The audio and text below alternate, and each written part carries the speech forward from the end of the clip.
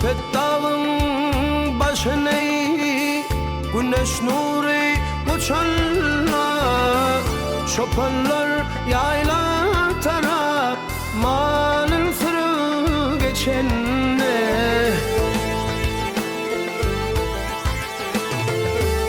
Kumuş yalim mektebin otağının içinde gün bilen bile doğan el kitaplı vedir.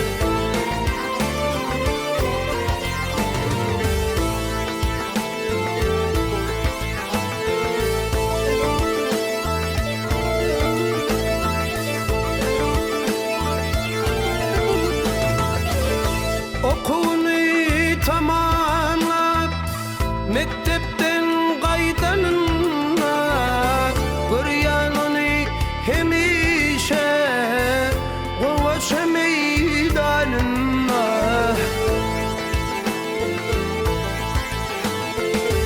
Hormatly lağlymydan baydaşlarynyň ýanynda tuweleme kan yaşa hattı savatlı vedir.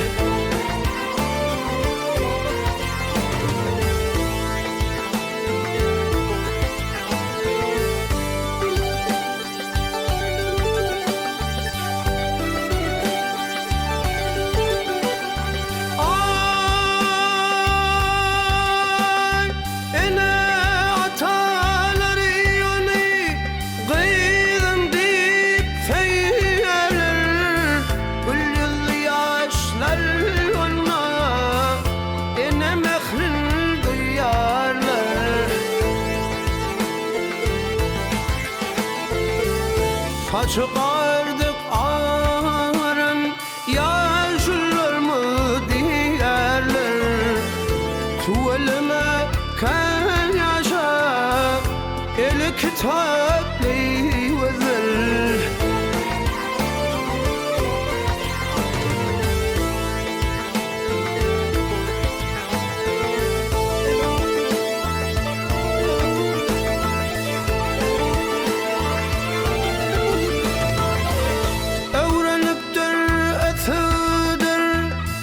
Mekir sallan çağınma muradına yetirdir medeniyet ocağına.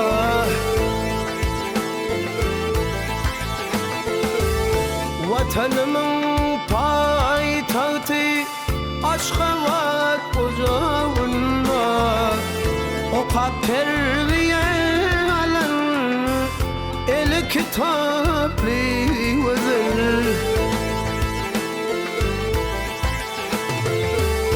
Vatanımın paytahtı Aşgabat ocağında okap terbiye alan seher vel adli vedir.